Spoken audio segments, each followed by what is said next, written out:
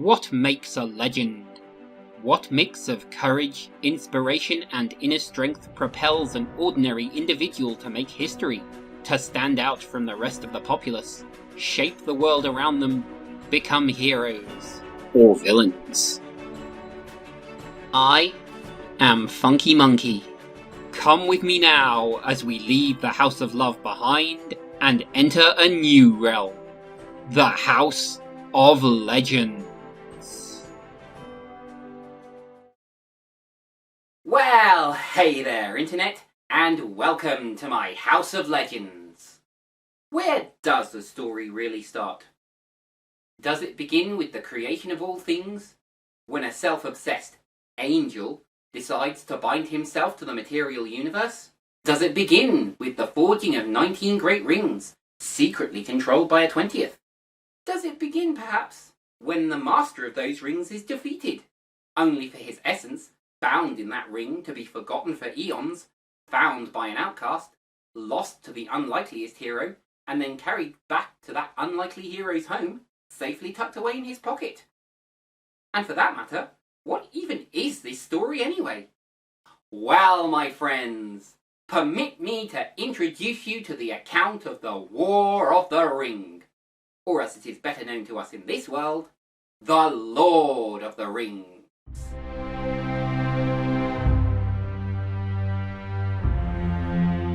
Released in 2001, The Fellowship of the Ring is the first movie in a trilogy that attempts to adapt this legendary novel. Frodo Baggins is charged by the great wizard Gandalf with destroying the ring that his uncle found years ago, because in fact, this ring is all that the Dark Lord Sauron needs to retake his form and conquer Middle-earth. Along the way, Frodo and his friends will meet the true king of the human land Gondor, elves, dwarves, and other significantly less friendly creatures. These movies negotiated rights issues, new technologies, and a punishing year-long principal shoot, but it all begins here. Now, I should point out that for all three of these movies, we'll be looking at the extended editions, which are somewhat more fleshed out. And because we are fleshy, fallible humans, it is here that we shall begin our tale. So come with me now to the lands of Middle-earth, as the War of the Ring begins with the legend of the Fellowship of the Ring. Meet Frodo Baggins and his uncle Bilbo, who's 111 years old today. But at his party, Bilbo makes a dramatic exit, and after a tense conversation, leaves behind his old ring. But Gandalf feels the magic in that ring, and so Frodo Baggins inherits Bag End, the hobbit hole of the Baggins family. But dark forces stalk the night, and Bilbo's old ring reveals its secrets in fire. So what is the deal with this one ring? Well, I suppose that you might describe it as a sort of phylactery, a soul item for the Dark Lord Sauron, because it survived, so did he, in a way. But the ring can't stay in the undefended Shire. And with the truth revealed, Frodo makes to leave. But not without his friend Sam.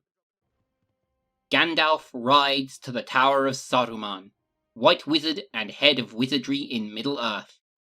But Saruman has been deceived, fooled by the honeyed lies of Sauron. Back in the Shire, Merry Brandybuck and Pippin Took make a foursome. And while the ring wraiths are hot on their heels, our heroes at least manage to escape to the village of Bree. But Gandalf isn't there. Luckily, Strider the Ranger will look out for our heroes. Strider is actually Aragorn, son of Arathorn, and heir to the throne of the human kingdom Gondor. But he's never sought to make good on his claim, because Gondor is in somewhat decent hands with its steward, Denethor. Our heroes make for Rivendell, but they don't get close before the wraiths catch up with them. And Frodo is wounded. His own fault, really. Them ring wraiths are creatures of shadow. You won't hide from them by going into their realm. Oh yeah, that's what happens when you put on that ring. You go into the realm of shadow. And putting that ring on is exactly what Gandalf told him not to do. enter Arwen Evenstar, who takes Frodo by horse and handily deals with the wraiths. And so, Frodo awakes in Rivendell, Gandalf by his side. So what happened to Gandalf? Well, a corrupted Saruman took him prisoner atop Isengard Tower, but thanks to a friendly moth, Gandalf got word to the Great Eagles, who sent one of their number to his aid. I should mention that they don't do this for just anyone, but again, everything in Lord of the Rings is a very long story. But there's still the little matter of what to do with this ring. And in the midst of a lively discussion, Frodo steps up, and a fellowship is formed. And with Bilbo's magic sword, the Fellowship begin their long journey to the land of Mordor to destroy the One Ring. But the south route is being watched, and Caradhras is beset with storm. There's only one option, the Mines of Moria, wherein we are introduced to another player in this tale, Gollum. Now, we're skipping the fate of Gimli the dwarf's cousin Balin, mostly because YouTube, but also this video is long enough already. In short, the Fellowship are attacked by a cave troll, surrounded by orcs who are conveniently scared off by something much worse, navigate some very health and safety uncompliant stairs, as was the style of the time, and eventually reach the bridge to the far exit, which is guarded by a Balrog. There is only one among them that can stave off this threat, and he is pulled down. But there's no time for grief, as our Fellowship reach Lothlorien. Again, skipping for YouTube and time, but it is here that Galadriel, a ring-bearer herself, shows Frodo a vision of what befalls the Shire if he fails. He offers her the ring, and while she is tempted, she reminds him that he's stronger than he knows, braver than he thinks, and more than capable of throwing this ounce of pure evil back into the magma from whence it came. And so our Fellowship proceed by boat to Amon Hen. But Boromir is taken by his lust, and makes a terrible decision. But Aragorn does what Boromir couldn't, covering Frodo's escape from a band of Uruk-hai orcs. But Boromir redeems himself, though at the cost of his own life. And Merry and Pippin are taken. And most of all, Frodo sets out alone, but Samwise Gamgee is under strict orders.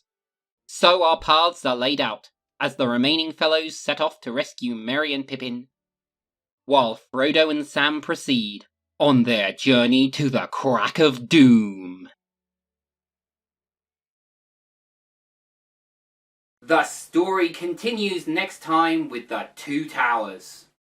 For now though, I present you Lord of the Rings, the Fellowship of the Ring. And for the attempt alone, I'd have to put this into the House of Legends. That it's anything resembling a good movie is just a bonus.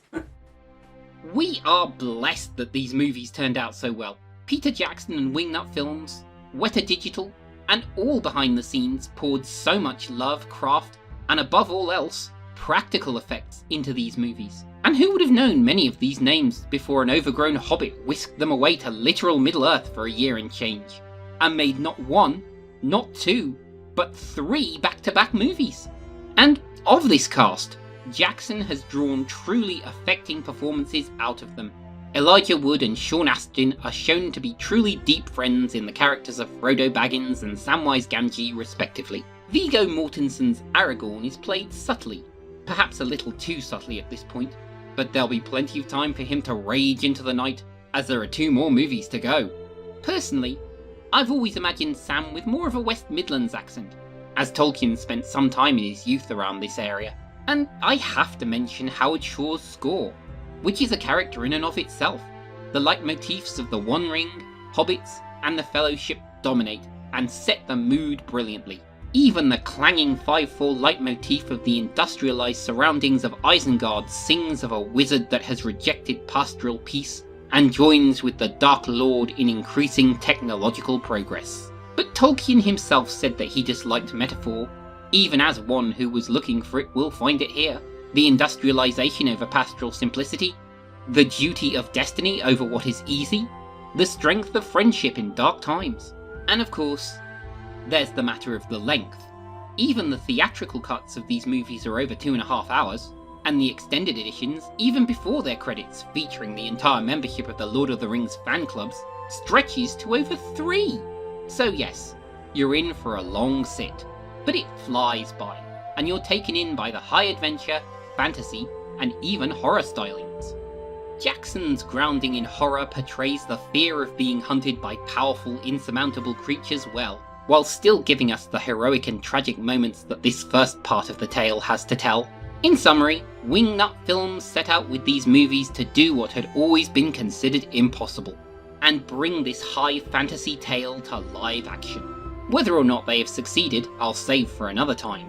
But I will say that The Fellowship of the Ring is a fantastic introduction to this world and all its characters. But this is only the beginning. The War of the Ring begins in earnest with our next legend, as we discover the union between the two towers. Until then, I've been Funky Monkey, inviting you to start your own legend and see where it leads. So long, folks.